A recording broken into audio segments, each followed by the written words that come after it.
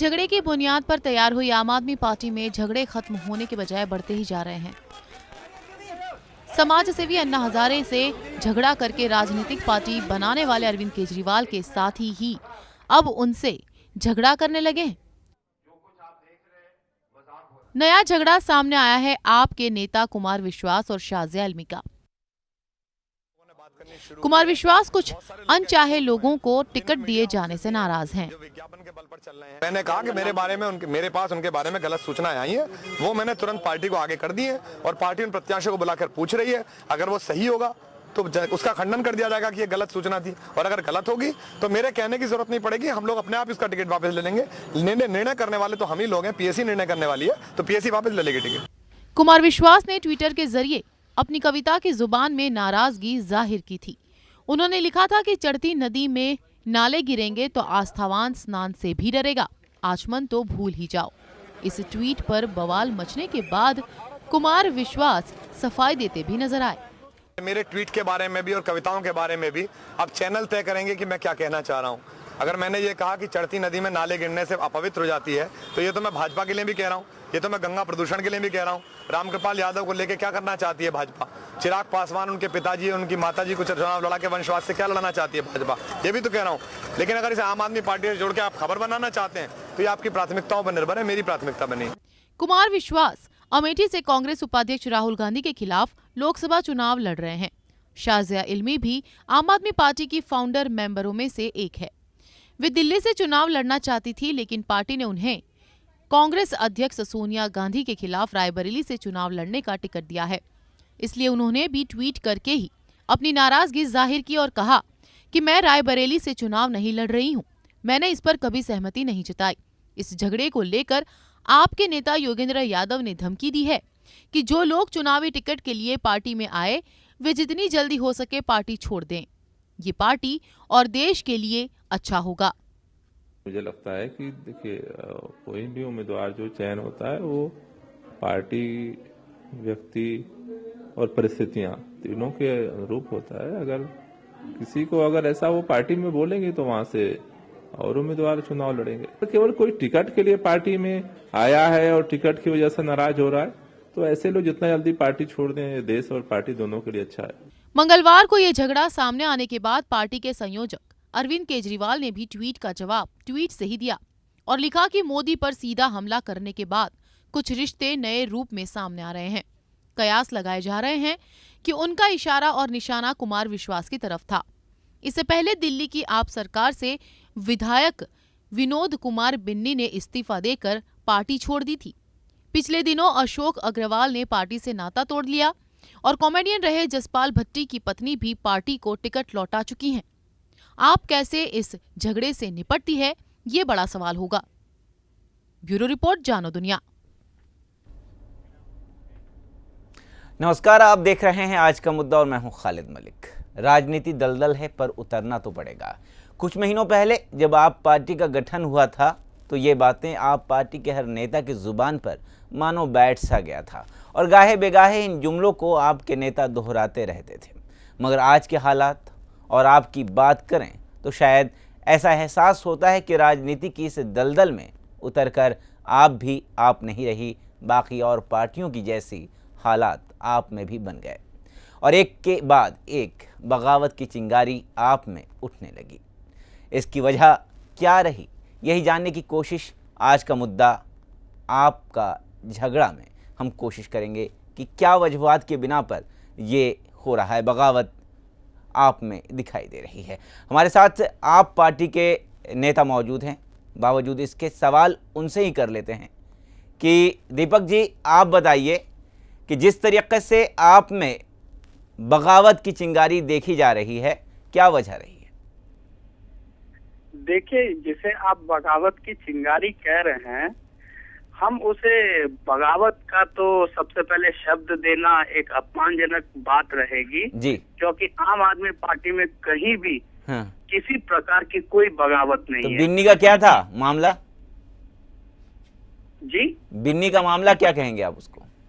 देखिए, दिल्ली का मामला नहीं, बिन्नी का मामला, बिन्नी आपके नेता जो बिन्नी विधायक भी रहे थे दिल्ली के, उन्होंने जो पार्टी से जिस तरीके से उन्होंने सवाल उठाए थे पार्टी पर और जिसको लेकर पार्टी ने उनको निष्कासन भी कर दिया, निष्कासित भी कर दिया, तो आप बिन्नी की बगावत को क्या बिन्नी की बगावत नहीं कहेंगे?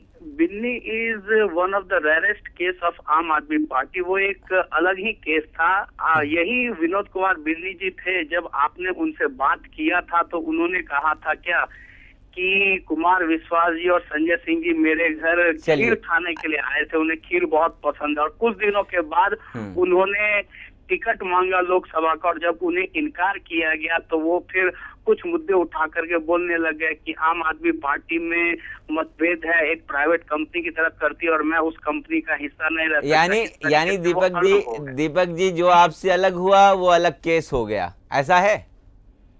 ऐसा नहीं है। देखिए, आम आदमी पार्टी कोई चंद गिने चुने लोगों की पार्टी नहीं है। हाँ। बहुत सारे लोग आम आदमी पार्टी के साथ जुड़े और अब ये एक बहुत बड़ा काफिला हो चुका है। जी। अब आम आदमी पार्टी खाली दिल्ली में ना रह करके ये पूरे हिंदुस्तान में, और यदि मेरी जानकारी गलत नहीं है तो शायद आम आदमी पार्टी के नाम से पाकिस्तान में भी एक पार्टी उभर करके आ रही है। तो कहीं ना कहीं बहुत सारे लोग आम आदमी पार्टी, और आम आदमी को विदेशों से भी आम आदमी को चंदा मिल रहा है, ऐसा भी कहना है कि कुछ लोग ऐसे होते हैं जिनको उनके मन के हिसाब से यदि पार्टी में कोई पोस्ट या टिकट नहीं मिलता है तो हो सकता है वो थोड़े निराश या हताश हो जाते हैं, लेकिन आम आदमी पार्टी में बगावत की चिंगारी फूट गई है, ये कहना इसे अभी मैं बहुत बचकानी बात कहूंगा, इसमें कोई सच्चाई नहीं है। चलिए, बात आपकी है, अपने तरीके से कहेंगे क्योंकि बात आपकी हो रही है ना। तो हमारे साथ हमारे संवाददाता हितेन विठलानी भी मौजूद हैं, उनसे ही जानना चाहेंगे कि जिस तरीके से आप कह रहे हैं, दीपक जी आप कह रहे हैं, हितेन जी आपकी बातों को किस तरह से लेते हैं? हितेन, हम आपसे जानना चाहेंगे कि कह रहे हैं कि बगावत कहना बचकानी बात होगी, तो क्या हो रहा है ये आप में? देखिए, बिल्कुल खालिद, अगर इस पार्टी की बात करें तो आम आदमी पार्टी की बुनियादी ही झगड़े से शुरू होती है। 4 साल पहले अन्ना हजारे के आंदोलन से अरविंद केजरीवाल और कुमार विश्वास जुड़ते हैं, एक जन लोकपाल बिल को लेकर आंदोलन शुरू होता है और उसके बाद जब जन लोकपाल बिल पास नहीं होता है तो पार्टी का निर्माण किया जाता है। अन्ना से झगड़ा करके अलग होते हैं और पार्टी का निर्माण किया जाता है।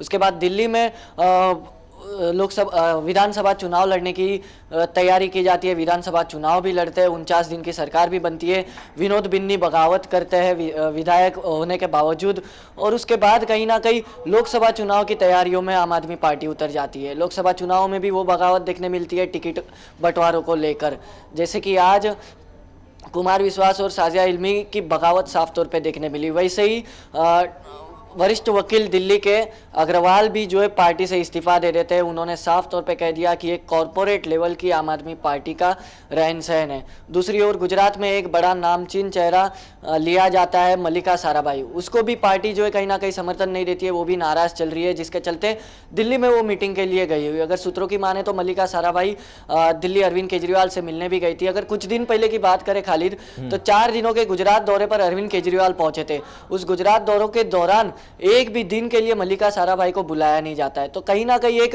आम आदमी पार्टी की बुनियादी जो है एक झगड़े से शुरू होती है और झगड़े में ही खत्म हो जाएगी। जी। तो जिस तरीके से दीपक जी हितेन बता रहे हैं कि आम आदमी की जो बुनियाद है वही झगड़े से ही शुरू हुई है, तो कहीं ना कहीं ये बगावत तो शुरुआत से ही है, और आप बगावत नहीं कह रहे इसे। कहीं जब कभी भी 4 साथी लोग मिल करके कोई आंदोलन का हिस्सा बनते हैं, हो सकता है लोगों का उद्देश्य अलग हो, लोगों के रास्ते अलग हो, और 2-2 लोग करके खेमे में बढ़ जाते हैं, तो उसे बगावत नहीं कह सकते। हमारा एक ही मकसद है कि भारत को करप्शन फ्री भारत बनाना।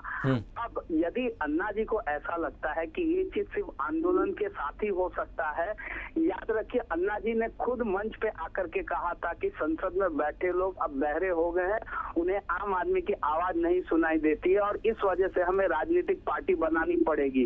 ये कहीं भी अरविंद केजरीवाल जी ने नहीं कहा था, ये अन्ना हजारे जी ने कहा था। जी। अब अन्ना हजारे जी ने अरविंद केजरीवाल जी का साथ छोड़ा, वही अन्ना हजारे जी 7 जनवरी कौन किसका साथ छोड़ रहा है ये बताएं तो आप। अरविंद हाँ, अन्ना हजारे जी ने अरविंद केजरीवाल जी का बीच मझधार में साथ छोड़ा, क्योंकि एक पॉलिटिकल पार्टी बनाना कहीं भी अरविंद केजरीवाल का ये बयान नहीं था। ये बयान दिया था अन्ना हजारे जी ने दिया था। हाँ। चलिए, अपनी बातों को अपनी तरीके से आप पेश कर रहे हैं। हरेश मोतियानी जी हमारे साथ मौजूद हैं, आपकी बातों का जवाब वही देंगे। हरेश जी, जिस तरीके से दीपक जी कह रहे हैं, आप उनकी बात से इत्तेफाक रखते हैं? इत्तेफाक रखता भी हूँ, नहीं भी रखता हूँ। दीपक जी जो कह रहे हैं वो बहुत नेचुरल है। आम आदमी के, हाँ, आम आदमी पार्टी के वो एक सेवक हैं, तो कुछ भी हो जाए, आज आम आदमी पार्टी कुछ भी करे तो उनकी फर्ज बनता है, उनका ड्यूटी बनता है कि वो आम आदमी का सही गलत सबको सही उसको कहना है। आज उनका जो अभी ये स्टेटमेंट आया कि आम आदमी पार्टी के वो अन्ना हजारे जी ने छोड़ा है। अरे भैया, अन्ना हजारे जी ने छोड़ा, किरण बेदी ने छोड़ा, वीके सिंह ने छोड़ा, सबने आम आदमी पार्टी को छोड़ा, तो आपकी पार्टी के ओरिजिनल फाउंडर मेंबर्स है कहाँ? तो सब पॉलिटिकल ये क्या सीट लेने के लिए ही आए हुए हैं? तो आप अगर सब छोड़ के जाते हैं, मतलब कहीं आपकी नीति में कुछ गड़बड़ी है, आपके जो मेन मुख्य है उनकी नीति में कुछ गड़बड़ी, आपके सिस्टम में गड़बड़ी है, तभी तो आपको आपके पुराने साथी जो है, जो आपके फाउंडर साथी, वो आपको छोड़ के जा रहे हैं। तो यहाँ पे शायद दीपक जी से मैं पता नहीं, शायद सहमत तो मैं नहीं होना चाहूंगा, पर उनकी एक बात से मैं सहमत हूँ कि उन्होंने जो कहा कि बगावत, इसको बगावत नहीं कही है। जी हाँ, मैं बगावत नहीं कहूंगा। हो सकता है कुछ सहमति, विचार सहमति अगर एक ना हुई हो, तो जिसके वजह से मतलब ऐसे ही जो इनके एरोगेंस है, एनार्किस्ट है, और जिनका इनका देखिए बात करने का जो अंदाज है काफी नेताओं का जो ऊपर बैठे हुए हैं, वो काफी एरोगेंस वाला है। तो जो कैसे कहते हैं corporate culture, private limited company जैसा, वो क्लियर दिख जाता है, एक साधारण आदमी को भी दिख जाता है। तो वो एक बात तो क्लियर कट दिख रही है आम आदमी पार्टी में। जी, दीपक जी क्या कहेंगे जिस तरीके से हरेश जी कह रहे हैं आप? सर देखिए, ये खाली आम आदमी पार्टी की बात नहीं होती है। यदि आज आप कांग्रेस को उठ करके देखिए, तो यही लोग कल को ऐसा बोलते हैं कि कांग्रेस में खाली सोनिया गांधी और राहुल गांधी की ही चलती है, इसके अलावा किसी की नहीं चलती। तो कांग्रेस पार्टी सोनिया गांधी की प्राइवेट कंपनी हो गई है। यदि यही बात आप बीजेपी को लेकर के बोलेंगे तो सिर्फ नरेंद्र मोदी और राजनाथ जी की चलती है। बगावत तो दिख रही है। देखिए, बात को तोड़ मरोड़ कर पेश करने वाली जो आदत है, बाद में बोलेंगे मीडिया तोड़ मरोड़ कर पेश करती है, बगावत तो हो रही है। शाजिया इल्मी कहीं ना कहीं ये कहने के लिए मजबूर हैं कि मैंने तो 2 महीना पहले ही बोल दिया कि मैं रायबरेली से चुनाव नहीं लड़ूंगी, बावजूद इसके नाम दिया जा रहा है दिल्ली से चुनाव लड़ूंगी। और वहीं शेर व शायरी कर रहे हैं आपके कुमार विश्वास। देखिए, शाजिया इल्मी और कुमार विश्वास आम आदमी पार्टी के 2 वरिष्ठ नेताओं में से हैं। जी, इन लोगों ने जब आम आदमी पार्टी की बुनियाद रखी जा रही थी, तब से ये दोनों लोग आम आदमी पार्टी से जुड़े हैं। क्या अच्छा है, क्या भला है, कहीं ना कहीं ये मुझसे ज्यादा बेहतर जानते हैं, क्योंकि मैं आम आदमी पार्टी से बहुत देर के बाद जुड़ा हूँ। लेकिन कुमार विश्वास और शाजिया इल्मी ये आम आदमी पार्टी के जन्म के साथ ही इसके साथ है। हो सकता है ये दोनों वरिष्ठ नेताओं के ख्याल हो सकते हैं, कुछ मतभेद ये भी तो उनका कहना है। चलिए, इस बात को हम अपने संवाददाता से जान लें, हितेन विठलानी से जान लें कि कुमार विश्वास कह रहे हैं कि हाँ कुछ गलत हुआ है टिकट बंटवारे को लेकर, तो कहीं ना कहीं चिंगारी तो है जो भड़क रही है। हितेन? बिल्कुल बिल्कुल, खाली अगर बात करें तो कुमार विश्वास का जो ट्वीट था और उन्होंने जो बयान दिया है, उसमें साफ नजर आता है कि जो नए नए चेहरे जो भर्ती हुए आम आदमी पार्टी में और उन्हें जो टिकट मिली है, उनसे वो कहीं ना कहीं नाराज चल रहे। तो उसी पे अरविंद केजरीवाल ने भी एक साफ तौर पे जवाब दे दिया। अरविंद ने भी साफ कहा कि अगर जब से उन्होंने मोदी के खिलाफ एक मोर्चा खोला है, उसके बाद से कई चेहरे जो है ऐसे हैं जो मोदी के खिलाफ पार्टी से जुड़े हैं। तो कहीं ना कहीं ये जो एक अरविंद का जो ट्वीट के जरिए निशाना था, वो कहीं ना कहीं एक कुमार विश्वास की ओर जरूर बढ़ता नजर आता है, क्योंकि कुमार एक कवि सम्मेलन के अंदर मोदी की तारीफ करते भी नजर आए थे। तो कहीं ना कहीं ये जो ट्वीट का वॉर चल रहा है, वो आम आदमी पार्टी में एक साफ तौर पे उभरता नजर आ रहा है। चाहे वो आशुतोष हो या फिर शाजिया इल्मी हो या फिर कुमार विश्वास हो या पार्टी के संयोजक खुद अरविंद केजरीवाल हो, सारे के सारे आपस में ट्वीट वॉर खेलते नजर आ रहे हैं। जी, तो ऐसे में हम हितेन आपसे ही जानना चाहेंगे कि क्या आम आदमी पार्टी का जिस तरीके से उरूज हुआ, जिस तरीके से ऊपर उठी, उसी तरीके से ये सब हालात ऐसे हो रहे हैं कि नीचे आने के लिए विवश हो रही है पार्टी? देखिए, बिल्कुल अगर बात करें तो आम आदमी पार्टी जिन मुद्दों को लेकर ऊपर उठी थी, उन्होंने दिल्ली में बिजली का मुद्दा सबसे बड़ा अहम चुना था। उस मुद्दे को लेकर उन्होंने सरकार बनाई, मगर उन्होंने ये नहीं सोचा कि बिजली के दरों पर अगर हम सब्सिडी लगा देते हैं और सरकार हट जाती है तो कहीं ना कहीं लोगों को बिजली के दर जो अभी बिजली के दर चुकाने पड़ रहे उनसे 2 गुना अधिक बिजली के दर चुकाने पड़ेंगे आने वाले दिनों में। ये सोचा नहीं तो कहीं ना कहीं वो भी नाराज जो वादे किए गए वो पूरे नहीं हो पा रहे हैं और ऐसे में लोगों की आकांक्षाओं पर पूरा नहीं उतर पा रही है पार्टी और ऐसे में बगावत की जो बात हो रही है सामने आ रही है। हरेश जी से जानना चाहेंगे कि जिस तरीके से हरेश जी आप में लोग जुड़े, रमेश जी ने कहा जो है उन्होंने कहा कि आप लोगों के लिए मिसाल है, पार्टी के लिए मिसाल है, दूसरी पार्टियों के लिए मिसाल है, तो कहीं ना कहीं उनकी बातें बहुत जल्द खत्म होती हुई प्रतीत हुई। जी हाँ, बिल्कुल। जिस तरह से जो ओरिजिनल उनका जो मुद्दा था उस मुद्दे से काफी लोग इनके साथ जुड़ गए थे, काफी लोग करप्शन के विरुद्ध आ गए थे और जो इनके जो प्रॉब्लम्स थे इन्होंने बिल्कुल ऐसा कहा है कि एक आम व्यक्ति का, आम आदमी तो मैं वर्ड यूज नहीं कहूंगा अभी, कि आम व्यक्ति का जो डूबती नस थी वो इन्होंने पकड़ ली थी और उस डूबती नस को लेके इन्होंने काफी चर्चा किया था जिसका उनको खूब ही बहुत ही अच्छा साथ मिला था। पर जब इनको खुद का एक्सपेक्टेशन नहीं था, इनका खुद का एक्सपेक्टेशन में भी 8 सीट या 12 सीट का था दिल्ली में, चाहे इनको 28 सीट आ गई विधानसभा में, तो ये शायद कुछ ज्यादा ही ओवर कॉन्फिडेंट हो गए और कुछ उनका काम करने का तरीका या अंदाज कहो वो बिल्कुल बदल गया, काफी कुछ करने लगे। तो वही अभी ऐसा इंडिकेशन दे रहा है कि इनकी जो छलांगे काफी, वो कहता है ना कि एकदम से जो लंबी छलांग लगाता है 4 दिन की चांदनी, तो 4 दिन की चांदनी दिख रही है इनकी ओर से और कुछ नहीं दिख रहा है। जी तो दीपक जी आपसे जानना चाहेंगे, जयराम रमेश जी ने आपकी तारीफ की थी कि नसीहत लेनी चाहिए, सीख लेनी चाहिए आपकी पार्टी से, और अरविंद केजरीवाल कहते थे कि हमारा मुकाबला सीधे तौर पर बीजेपी से, और अब कहते हैं कि 100 सीट लोकसभा की जीतेंगी, तो कहीं ना कहीं आप अपने उरूज को संभाल नहीं पाए। देखिए 100 सीट जीते या 10 जीते या 100 से ज्यादा जीते, ये तो 16 मई के नतीजों के बाद ही हम कह पाएंगे। नहीं, ये आपके अरविंद केजरीवाल कह रहे हैं कि 100 सीटें जीतेंगे हम और बिना हमारे सहयोग के कोई सरकार नहीं बनेगी।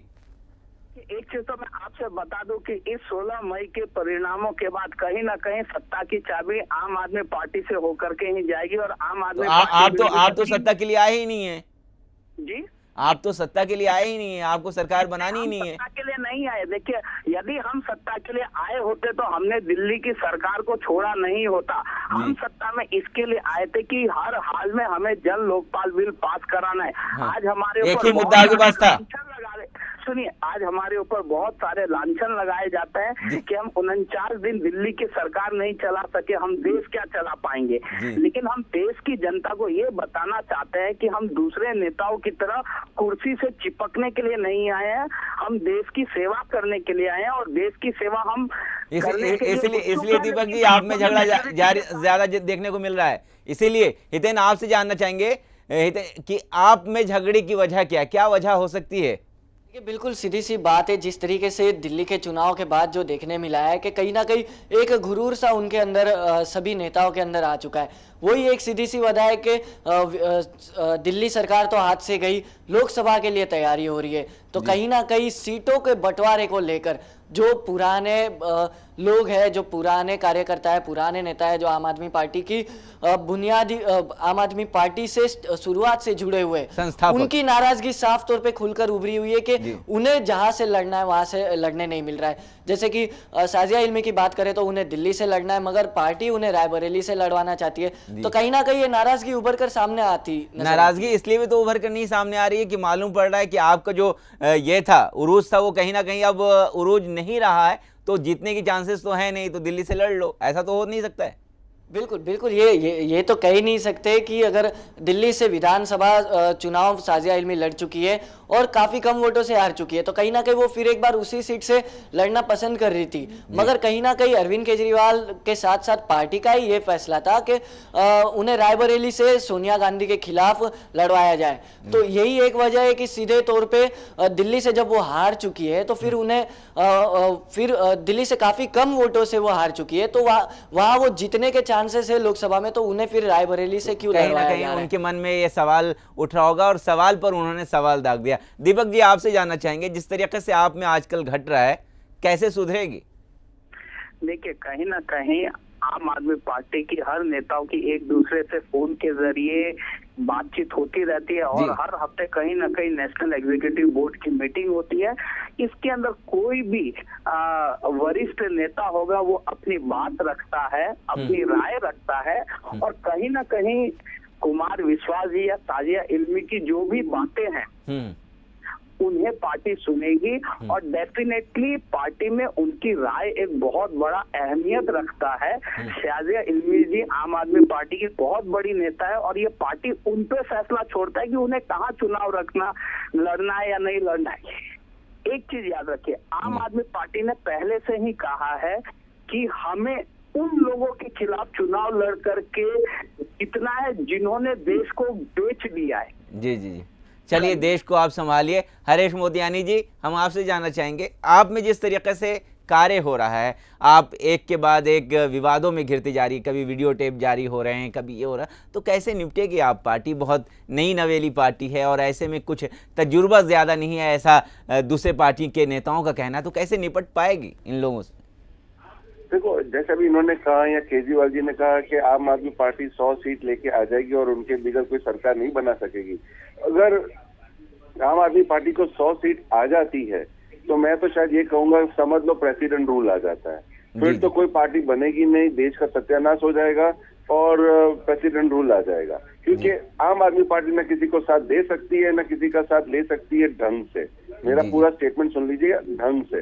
वो ढंग से नहीं दे सकती क्योंकि उनको गवर्नेंस करना आता ही नहीं है। अगर उनको गवर्न करना था, अगर उनका जो हेतु है उनको सेवा करनी है, अगर उनको सेवा करनी थी, क्या जरूर है जाके वहाँ पे जाके सेवा करे? ऐसे भी जाके कोई अच्छे व्यक्ति की सपोर्ट करते, जो हर पार्टी में अच्छे व्यक्ति है, कांग्रेस में भी है, यानी जैसे अन्ना हजारे कर रहे वैसे ही कर दें, तो उनको सपोर्ट करके उनको लेके जाते हैं ना ऊपर। जरूरी है कि हम खुद ही एक पार्टी क्रिएट करें और वो करें। जी जी, दीपक जी क्या कहेंगे आप? सहमत हैं? संक्षिप्त में जवाब दीजिए।